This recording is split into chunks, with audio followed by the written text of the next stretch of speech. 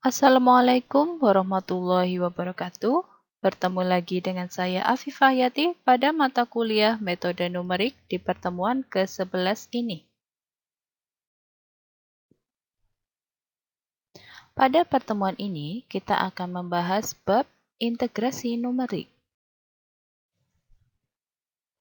Jika kita ingat kembali, penyelesaian eksak dari integral sudah kita pelajari pada mata kuliah kalkulus. Namun, ada fungsi yang rumit maupun fungsi dalam bentuk tabel, di mana tidak mungkin kita selesaikan secara eksak yang seperti kita pelajari pada kalkulus. Untuk menyelesaikan masalah tersebut, kita akan menyelesaikannya secara numerik,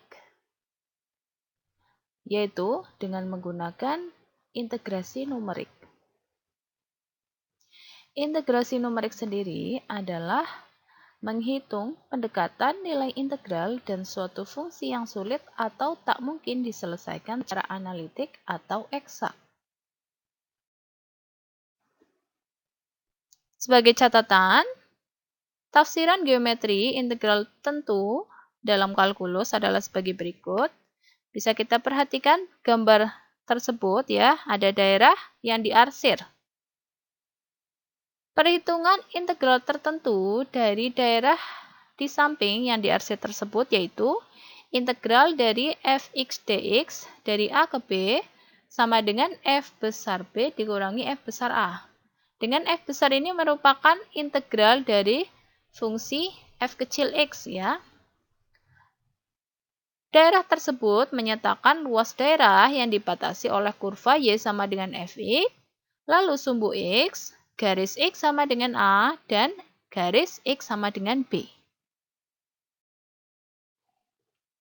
Adapun pendekatan dalam menurunkan rumus integrasi numerik adalah sebagai berikut. Terdapat 3 pendekatan dalam menurunkan rumus integrasi numerik. Yang pertama, metode bias. Dalam metode ini, luas daerah integritasi dibagi atas sejumlah bias atau partisi berbentuk segi 4. Dengan ilustrasi sebagai berikut. Jadi ada grafik fungsi y sama dengan fx. Lalu ada daerah di bawah kurva yang dibatasi oleh sumbu x serta garis x sama dengan A dan x sama dengan B. Nah, luas daerah tersebut kita partisi menjadi partisi yang berbentuk segi 4. Selanjutnya metode Newton-Cotes. Dalam metode ini, fungsi integran atau fungsi yang diintegralkan yaitu fx dihampiri dengan polinom interpolasi Pnx. Selanjutnya, integrasi dilakukan terhadap Pnx karena polinom lebih mudah diintegralkan daripada fungsi fx-nya. Selanjutnya yang ketiga adalah kuadratur Gauss. Dalam kuadratur Gauss, integrasi numerik diperoleh dengan menghitung nilai fungsi fx pada beberapa titik tertentu. Tidak perlu menentukan titik-titik diskrit yang berjarak sama, jadi ukuran langkahnya tidak harus sama. Sebagai ilustrasi adalah sebagai berikut, jadi di sini ada fungsi atau grafik y sama dengan fx yang dibatasi oleh sumbu x dan garis x sama dengan negatif 1 dan garis x sama dengan 1. Nah, lalu di situ ada titik x1 dan x2. Nah, kita hubungkan nilai fungsi x1 dan x2 pada fungsi y sama dengan fx dengan garis merah. Sehingga integral dari fx dx dari negatif 1 sampai 1 nilainya dihampiri oleh c1 dikali fx1 ditambah c2 dikali fx2. Yang akan kita pelajari lebih dalam adalah metode Newton-Cotes. Metode Newton-Cotes merupakan metode yang umum untuk menurunkan kaidah atau aturan integrasi numerik. Dasar dari metode ini adalah polinom interpolasi. Ide dari metode ini adalah dengan menghampiri fungsi fx dengan polinom interpolasi Pnx agar integralnya lebih mudah. Dengan demikian, L sama dengan integral dari fx dx dari A ke B, nilai hampirannya itu didekati oleh integral dari fungsi polinom Pnx dx dari A ke B. Dengan kita ingat bentuk umum dari polinom Pnx itu sama dengan A0 ditambah A1x ditambah A2x kuadrat ditambah sampai ANx kuadrat x pangkat n dengan masing-masing AI yaitu I dari 0 sampai N itu adalah konstanta atau bilangan real. Polinom diintegralkan dengan rumus. Ingat, pada kalkulus untuk integral tak tentu ya. Jadi di sini ada integral A dikali x pangkat n dx, A-nya merupakan konstanta, itu hasilnya akan sama dengan A dibagi n plus 1 dikali x pangkat n plus 1 ditambah C. Dengan C adalah suatu konstanta sebarang. Dalam metode Newton-Cotes, polinom interpolasi yang digunakan adalah polinom interpolasi Newton yang sudah kita bahas pada bab interpolasi, yaitu sebagai berikut. Pnx sama dengan B0 ditambah B1 dikali X dikurangi X0 ditambah B2 dikali dalam kurung X dikurangi X0 dikali dalam kurung X dikurangi X1 ditambah sampai Bn dikali dalam kurung X dikurangi X0 dikali dalam kurung X dikurangi X1 sampai dikali dalam kurung X dikurangi Xn min 1. Selanjutnya kita akan membahas aturan integrasi dari metode Newton-Cotes. Beberapa aturan integrasi yang diturunkan dari metode Newton-Cotes adalah sebagai berikut. Yang pertama adalah aturan trapesium. Yang kedua adalah aturan Simpson sepertiga. Dan yang ketiga adalah aturan Simpson 3/8. Jadi ini adalah aturan-aturan yang akan kita pelajari lebih lanjut. Yang pertama akan kita bahas adalah aturan trapesium. Misalkan diberikan dua buah nilai titik data, yaitu x0, fx0 dan x1, fx1. Kita perhatikan ilustrasi sebagai berikut. Nah ini ya, di gambar tersebut ada grafik Y sama dengan fx, dan ada dua titik data x0, fx0 dan x1, fx1. Kedua titik data tersebut kita hubungkan dengan garis merah, ya, yang membentuk suatu fungsi linier. Kita namakan fungsi linear tersebut adalah P1x. Nah, P1x ini bentuknya merupakan interpolasi linier. Ya, karena bisa kita lihat interpolasi ini atau garis ini tuh dibentuk oleh dua buah titik data. Nah, bisa kita lihat bahwa grafik ya, maksud saya daerah yang dibatasi oleh grafik P1x, lalu sumbu x serta garis x sama dengan x0 dan x sama dengan x1 itu membentuk suatu trapesium yang merupakan daerah yang diarsir.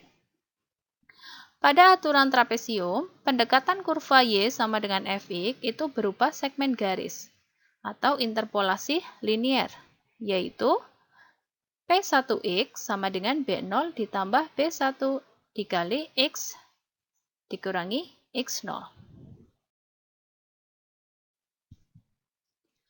Untuk satu partisi dalam interval tertutup x0, x1, kita akan memperoleh L, yaitu daerah di bawah kurva Y sama dengan fx, dengan batas pada sumbu x adalah x0 sampai x1, yaitu sama dengan integral fx dx dari x0 sampai x1, nilainya kita hampiri dengan integral p1x dx dari x0 sampai x1. Sehingga kita akan mendapatkan hasilnya akan sama dengan integral dari B0 ditambah B1 dikali dalam kurung X dikurangi X0 dx dari X0 sampai X1. Nah, dengan mengintegralkan, kita akan mendapatkan hasil tersebut, yaitu B0x ditambah B1 per 2 dikali dalam kurung X dikurangi X0 kuadrat dengan batas bawah X0 dan batas atas X1. Dengan memasukkan batasnya, kita akan mendapatkan hasil seperti pada ruas terakhir tersebut. Selanjutnya, dengan menyederhanakannya, kita akan mendapatkan hasil B0x1 dikurangi B0x0 ditambah B1 dibagi 2 dikali dalam kurung X1 dikurangi X0 kuadrat. Selanjutnya, untuk yang lebih sederhana, kita akan mendapatkan sama dengan B0 dikali dalam kurung X1 dikurangi X0 ditambah B1 dibagi 2 dikali dalam kurung X1 dikurangi X0 kuadrat.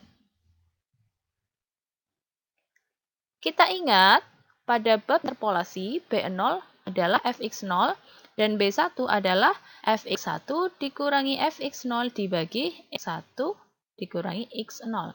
Dengan mensubstitusi persamaan tersebut, kita akan mendapatkan hasil sama dengan fx0 dikali dalam kurung x1 dikurangi x0 ditambah fx1 dikurangi fx0 dibagi 2 dikali dalam kurung x1 dikurangi x0 dikali dalam kurung X1 dikurangi X0 kuadrat.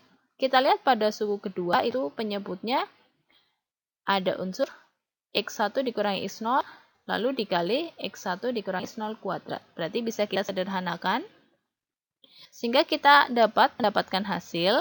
Nah, kita tuliskan X1 dikurangi X0 itu sebagai H. Ya, jadi kita akan mendapatkan hasil sama dengan H dikali Fx0 ditambah Fx1 dikurangi Fx0 dibagi 2 dikalikan H. Nah, selanjutnya, karena pada kedua suku itu, ya, baik yang di depan maupun yang di belakang ada unsur H, kita bisa sederhanakan. Sehingga kita akan mendapatkan hasilnya sebagai sama dengan H per 2 dikali dalam kurung Fx0 ditambah Fx1.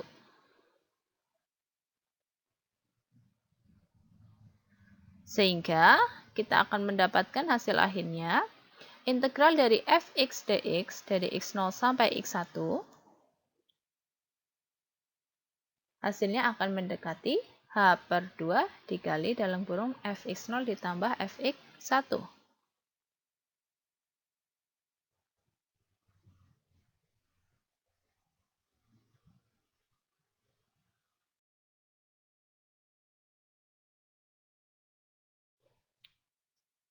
Akibatnya, jika interval tertutup AB dibagi menjadi n buah trapesium, maka diperoleh aturan trapesium sebagai berikut.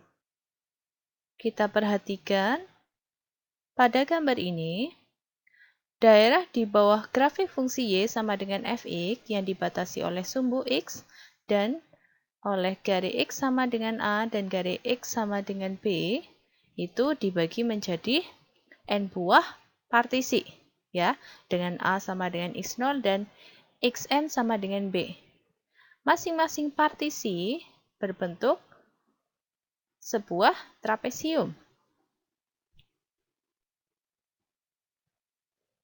Oleh karena itu, dengan adanya partisi, integral fx dx dari a ke b akan menjadi sama dengan integral fx dx dari x0 sampai x1 ditambah integral fx dx dari x1 sampai x2 ditambah sampai integral fx dx dari xn-1 sampai xn. Masing-masing integral dalam partisi tersebut nilainya akan dihampiri oleh H per 2 dikali dalam kurung Fx0 ditambah Fx1 ditambah H per 2 dikali dalam kurung Fx1 ditambah Fx2 dan sampai ditambah H per 2 dikali dalam kurung Fxn ditambah dikali dalam kurung Fxn-1 ditambah Fxn. Nah, Jika kita sederhanakan, maka hasilnya akan sama dengan H per 2 dikali dalam kurung fx0 ditambah 2fx1 ditambah 2fx2 ditambah sampai 2fxn min 1 ditambah fxn. Bisa kita lihat, koefisien dari fxi berpola, yaitu pada ujung-ujungnya, yaitu fx0 dan fxn, koefisiennya itu 1. Sedangkan fxi yang berada di tengah, koefisiennya adalah 2, yaitu dari fx1 sampai fxn min 1. Dengan kita perlu ingat lagi bahwa H sama dengan B dikurangi A dibagi N, yaitu merupakan ukuran langkah. Dan bisa kita tuliskan pula pola untuk aturan trapesium ini, pola untuk fxi-nya ya adalah 1,22 sampai 21. Jadi ujungnya 1, tengahnya semuanya 2. Selanjutnya, error aturan trapesium yang dinyatakan dalam teorema. Jika diberikan fungsi f yang turunan keduanya, yaitu f double aksen ada pada interval tertutup AB, maka integral fx dx dari A ke B itu akan sama dengan H per 2 dikali dalam kurung fx0 ditambah 2fx1 ditambah 2fx2 ditambah sampai 2fxn min 1 ditambah fxn ditambah en dengan en-nya adalah, jadi errornya adalah negatif dalam kurung B dikurangi A pangkat 3 dibagi 12 dikali N kuadrat dikali F double aksen C atau turunan kedua F di C. Dengan C merupakan anggota interval tertutup AB. Bukti teorema ini sebagai latihan. Contoh, hitung integral dari E pangkat negatif X kuadrat dx dari 0 sampai 1 menggunakan aturan trapesium dengan N sama dengan 10. Jadi partisinya 10 ya. Nah, untuk ketelitian, gunakan 5 angka desimal. Yang pertama kita tentukan adalah menentukan EN, errornya. Selanjutnya kita diminta untuk menentukan nilai N sehingga nilai mutlak EN kurang dari 0,0001. Penyelesaian dari soal tersebut diperoleh, nah, A merupakan batas bawah ya dari integral, berarti A-nya sama dengan 0. B adalah batas atas dari integral, berarti B-nya sama dengan 1. Lalu N, yaitu banyaknya partisi sama dengan 10 ya. Dan fungsi yang kita integralkan adalah fx sama dengan E pangkat negatif X kuadrat. Maka, kita mempunyai H sama dengan B dikurangi A dibagi N sama dengan 0,1. Ya, jadi ini panjang partisinya adalah 0,1. Selanjutnya, buatlah tabel sebagai berikut dengan menghitung masing-masing nilai fxi untuk i dari 0 sampai 10. Nah, kita bentuk tabel seperti ini ya. Jadi i-nya dari 0 sampai 10, berarti xi-nya dari x0 sampai x10. Kita ingat bahwa x0 adalah a, berarti x0 adalah 0. Ya, lalu kita ingat h-nya adalah 0,1. Jadi, x1 adalah 0 ditambah 0,1. Berarti x1 adalah 0,1. Lalu x2 berarti x1 ditambah 0,1 atau ditambah h, yaitu hasilnya akan menjadi 0,2 dan seterusnya. Selanjutnya, xn dalam hal ini x10 adalah b, b adalah 1. Jadi, kita mempunyai x10-nya adalah 1. Selanjutnya, kita menghitung fxi. Ingat fx sama dengan E pangkat negatif X kuadrat. Berarti fxi sama dengan E pangkat negatif xi kuadrat. Berarti untuk mencari fx0 berarti sama dengan E pangkat negatif x0 kuadrat, berarti E pangkat negatif 0 kuadrat, yaitu 1. Lalu untuk menghitung fx1, berarti E pangkat negatif x1 kuadrat, berarti E pangkat negatif dalam kurung 0,1 kuadrat, yang hasilnya adalah 0,99005. Dan seterusnya, kalian hitung sampai fx10, berarti E pangkat negatif x10 kuadrat, berarti sama dengan E pangkat negatif 1 kuadrat, yang hasilnya adalah 0,36787. Nilai hampiran dari integral E pangkat negatif x kuadrat dx dari 0 sampai 1 dengan menggunakan aturan trapesium adalah sebagai berikut. Ini ya rumusnya. Ingat bahwa koefisien dari bilangan yang di dalam kurung ya untuk ujung-ujungnya adalah 1, yaitu fx0 dan fx10.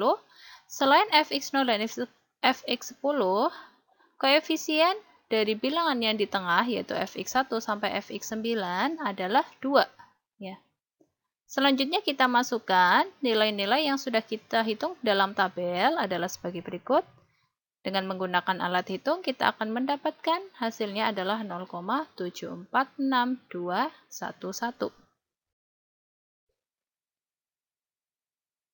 Setelah itu, kita baru menentukan EN-nya.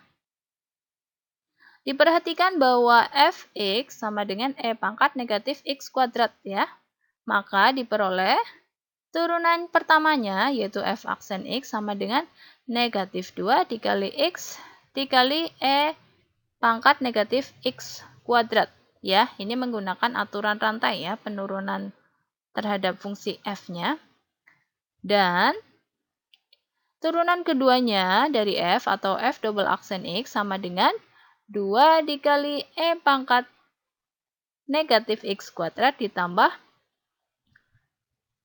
2, maksud saya negatif 2x dikali negatif 2x dikali E pangkat negatif x kuadrat.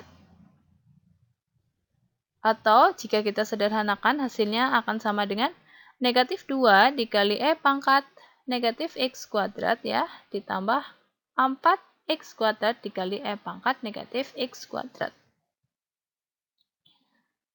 Nah, jika kita menggunakan sifat distributif ya, kita akan dapat mengeluarkan E pangkat negatif x kuadrat ya. Sehingga hasilnya akan sama dengan E pangkat negatif x kuadrat dikali dalam kurung 4x kuadrat dikurangi 2. Sehingga dengan kita menuliskan rumusnya ya, ingat bahwa rumus EN sama dengan negatif dalam kurung B dikurangi A pangkat 3 dibagi 12 dikali N kuadrat dikali F double aksen C.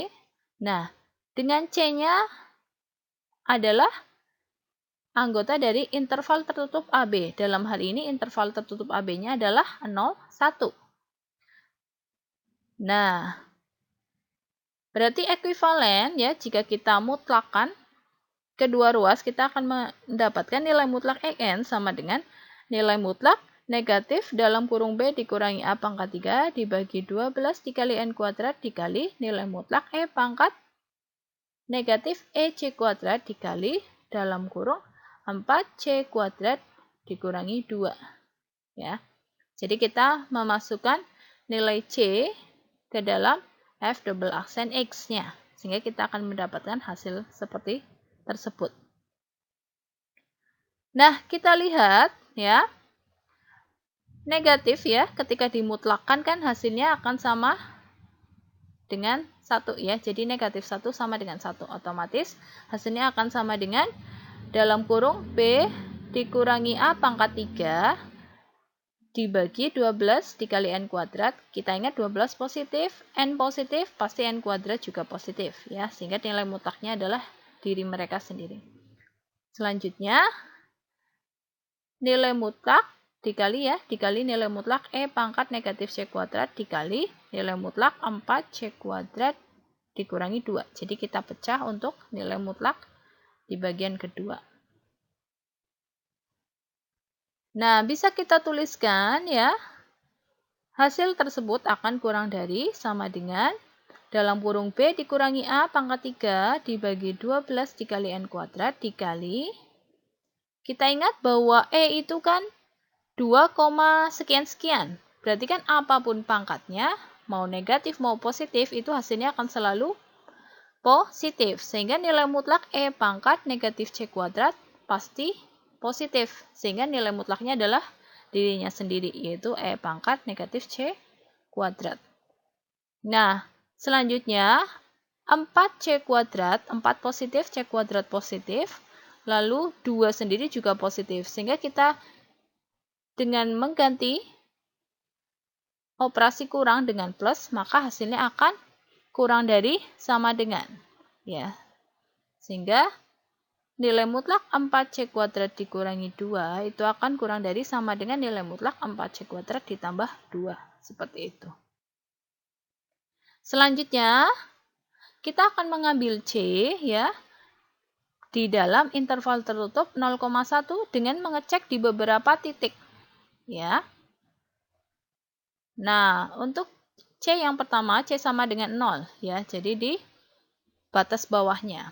Nah, ketika kita masukkan ke E pangkat negatif C kuadrat dikali nilai mutlak 4C kuadrat ditambah 2, hasilnya akan adalah E pangkat 0 dikali nilai mutlak 4 dikali 0 kuadrat ditambah 2, yaitu adalah 2 itu sendiri. Ya. Selanjutnya kita masukkan C sama dengan seperempat. Seperempat kan masih dalam interval tersebut ya. Interval tertutup 0,1. Nah, ketika kita masukkan nilainya, hasilnya adalah mendekati 2,11. Ya, kita hitung dengan alat bantu hitung ya. Lalu untuk C setengah, ketika kita masukkan, hasilnya mendekati 2,3. Sedangkan untuk C 3/4 ya, hasilnya mendekati 2,4216. Lalu untuk batas atasnya, yaitu C sama dengan 1, ternyata hasilnya mendekati 2,207.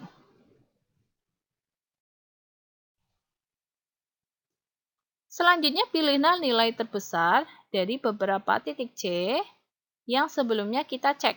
Nah, dalam hal ini, kita memperoleh hasil tersebut dipenuhi oleh C sama dengan 3/4. Akibatnya diperoleh nilai mutlak EN kurang dari sama dengan, nah kita masukkan nilai A dan B-nya juga ya, berarti kurang dari sama dengan dalam kurung 1 dikurangi 0 pangkat 3 dibagi 12 kali N kuadrat. N-nya adalah 10, berarti 10 kuadrat dikali ketika C-nya sama dengan 3/4 yaitu 2,4216. Dengan alat bantu hitung kita akan mendapatkan hasilnya adalah 0,002018. Sehingga, nah, integral dari E pangkat negatif X kuadrat dx dari 0 sampai 1 itu sama dengan 0,746211 ditambah plus minus ya, errornya yaitu 0,002018. Selanjutnya untuk yang B akan dicari N sehingga nilai mutlak EN itu kurang dari 0,0001. Kita perhatikan pertidaksamaan berikut. Nah, ini ya. Ingat kita mempunyai nilai mutlak EN itu kan dari hasil yang terakhir ya. Itu kan kita mempunyai nilainya itu kurang dari sama dengan 1/12 N kuadrat dikali 2,4216 ya. Kita akan mencari yang kurang dari 0,0001. Nah, sehingga kita akan mendapatkan pertidaksamaannya akan ekuivalen dengan N kuadrat lebih besar dari 2,4216 dibagi 12 kali 0,0001. Nah, dengan alat bantu hitung ya, kita akan mendapatkan hasilnya adalah N kuadrat lebih besar dari 2018. Nah, jika kita akarkan kedua ruas, maka hasilnya akan N-nya lebih besar dari 40 44,922. Kita ingat bahwa N-nya merupakan bilangan asli, ya. Karena N bilangan asli atau bulat, ya. N-nya dalam hal ini positif, jadi bilangan bulat positif juga merupakan bilangan asli. Maka kita ambil, ya, karena diminta N yang lebih besar dari 44,922, maka N terdekatnya adalah sama dengan 45. Jadi agar nilai mutlak EN kurang dari 0,0001, maka interval tertutup 0,1 harus mempunyai minimal 45 partisi. Sebagai latihan, gunakan aturan trapesium dengan N sama dengan 8 untuk menghitung pendekatan nilai integral dari integral X dibagi kuadrat dari X kuadrat ditambah 9 dx dari 0 sampai 2. Pertemuan kali ini saya cukupkan sekian. Mohon maaf jika ada salah pengucapan maupun salah penulisan. Jika ada pertanyaan, silakan disampaikan. Terima kasih atas perhatiannya. Wassalamualaikum warahmatullahi wabarakatuh.